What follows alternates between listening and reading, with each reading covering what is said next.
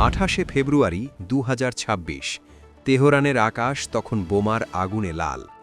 Operation epic ফিউরির নামে মার্কিন B-2 bomber আর Israeli stealth ফাইটারগুলো একের পর এক ধ্বংস করছে ইরানের ক্ষমতার মূল কেন্দ্রগুলো। পুরো দেশ যখন আক্ষরিক অর্থেই কাঁপছে, তখন তেহরানের মাটির তলার একটা গোপন বাংকার থেকে একটা ডেসপারেট ফোন কল যায় মস্কোয়। লাইনের এক প্রান্তে ছিলেন ইরানের পররাষ্ট্রমন্ত্রী আব্বাস আরাকচি, আর অন্য প্রান্তে রাশিয়ার পররাষ্ট্রমন্ত্রী সের্গেই লাভরভ। আরাকচি মরিয়া হয়ে সেদিন সাহায্য চেয়েছিলেন তাদের সবচেয়ে বড় মিত্র রাশিয়ার কাছে, কিন্তু লাভরভ কি উত্তর দিয়েছিলেন জানেন? তিনি বলেছিলেন, আমাদের গভীর সমবেদনা আপনাদের সাথে আছে। হ্যাঁ, ঠিক শুনেছেন, কোনো মিসাইল নয়, কোনো ফাইটার জেট নয়, শুধু সমবেদনা। আর এই হামলায় যখন 3 দশকের বেশি সময় ধরে ক্ষমতায় থাকা ইরানের সুপ্রিম লিডার আয়াতুল্লাহ আলী খামেনের মৃত্যু হল, তখন ক্রেমলিন থেকে পুতিন কেবল একটা শোক বার্তা পাঠালেন। আজকের ভিডিওতে আমরা এমন এক ভূ রাজনৈতিক দাবার ছাল ডিকোড করব যা আপনার মাথা ঘুরিয়ে দেবে। আমেরিকার এই সরাসরি রেজিম চেঞ্জ অপারেশনে যখন ইরানের অস্তিত্ব মুছে যাচ্ছে, তখন তাদের সবচেয়ে বড় পরম বন্ধু রাশিয়া কেন একটা আঙুলও তুলল না? পুতিন কি আসলেই ভয় পেয়েছেন, নাকি এর পেছনে লুকিয়ে আছে কোনো মাস্টারমাইন্ড ইকোনমিক গেম প্ল্যান? শেষ পর্যন্ত দেখুন, কারণ আন্তর্জাতিক রাজনীতির একটা নোংরা সত্য আজ আপনার সামনে ফাঁস হতে চলেছে। সবাই জানত রাশিয়া আর ইরান হলো একে অপরের গলার লকেট। ইউক্রেন যুদ্ধ যখন শুরু হলো, গোটা পশ্চিমা বিশ্ব যখন পুতিনকে একঘরে করে দিল, তখন এই ইরানই কিন্তু রাশিয়ার ত্রাতা হয়ে দাঁড়িয়েছিল।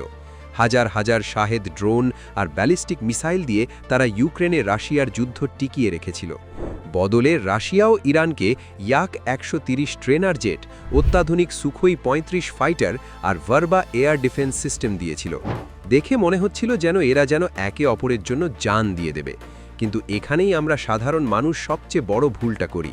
জিওপলিটিক্স বা ভূ রাজনীতিতে বন্ধুত্ব বলে কিছু হয় না, থাকে শুধু স্বার্থ। রাশিয়া আর ইরানের মধ্যে কখনো কোনো মিউচুয়াল ডিফেন্স প্যাক্ট বা সামরিক জোট সই হয়নি। ওদের সম্পর্কটা ছিল পিওর বিজনেস। তুমি আমাকে ড্রোন দাও, আমি তোমাকে যুদ্ধবিমান দেব, ব্যাস এইটুকুই। আর ডোনাল্ড ট্রাম্প এই ফাঁকটাই ধরতে পেরেছিলেন। ট্রাম্প জানতেন ইউক্রেনের কাদায় আটকে থাকা পুতিনের এখন আর সেই তাকাত নেই যে তিনি মধ্যপ্রাচ্যে আমেরিকার বিরুদ্ধে দ্বিতীয় কোনো ফ্রন্ট খুলবেন।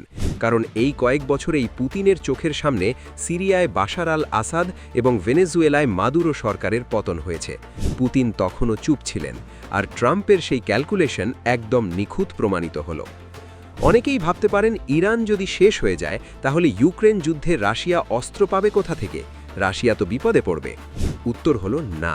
পুতিন অনেক আগেই এই বিপদের আঁচ পেয়েছিলেন। গত কয়েক বছরে রাশিয়া নিজেদের আলাবুগা ইকোনমিক জোনে এমন বিশাল ড্রোন ফ্যাক্টরি বানিয়েছে যে তারা এখন ইরানি প্রযুক্তির চেয়েও ভালো ড্রোন নিজেরাই বানাচ্ছে। আর আর্টিলারি শেল বা গোলার জন্য তারা এখন ইরানের চেয়ে উত্তর কোরিয়ার কিম জং উনের ওপর বেশি নির্ভরশীল। সোজা কথায়, রাশিয়ার এখন ইরানকে ততটা দরকার নেই। কিন্তু আসল খেলাটা এখানে নয়। আসল খেলাটা লুকিয়ে আছে অর্থনীতিতে। এটা এমন একটা ফ্যাক্ট যা শুনলে আপনি চমকে যাবেন। রাশিয়া মূলত একটা তেল বিক্রেতা দেশ, আর নিষেধাজ্ঞার কারণে বিশ্ববাজারে রাশিয়ার তেলের সবচেয়ে বড় ক্রেতা হল চীন আর ভারত। এবার মজার বিষয়টা শুনুন, ইরানের তেলেরও সবচেয়ে বড় ক্রেতা কিন্তু ওই একই চীন আর ভারত। অর্থাৎ তেলের বাজারে ইরান আর রাশিয়া একে অপরের সবচেয়ে বড় প্রতিদ্বন্দ্বী। এখন আমেরিকার হামলায় যদি ইরানের তেল শোধনাগারগুলো ধ্বংস হয় আর ইরান যদি বাধ্য হয়ে হরমুজ প্রণালী বন্ধ করে দেয়, তাহলে কি হবে? বিশ্ববাজারে রাতারাতি তেলের হাহাকার শুরু হবে। তেলের দাম রকেটের মতো বেড়ে যাবে। আর এই হাই প্রাইস তেলের সবচেয়ে বড় ফায়দা কে লুটবে? Vladimir Putin. ইউক্রেন যুদ্ধ চালাতে গিয়ে রাশিয়ার অর্থনীতি যখন ধুঁকছে, তখন তেলের এই আকাশ ছোঁয়া দাম পুতিনের অর্থনীতিতে যেন একটা বোতল এনার্জি ড্রিঙ্ক ঢেলে দেবে। অর্থাৎ ইরানের মৃত্যুতে রাশিয়ার আসলে কোনো ক্ষতি নেই, বরং তাদের ব্যালেন্স শিটে হাজার হাজার কোটি ডলারের প্রফিট লেখা হতে চলেছে।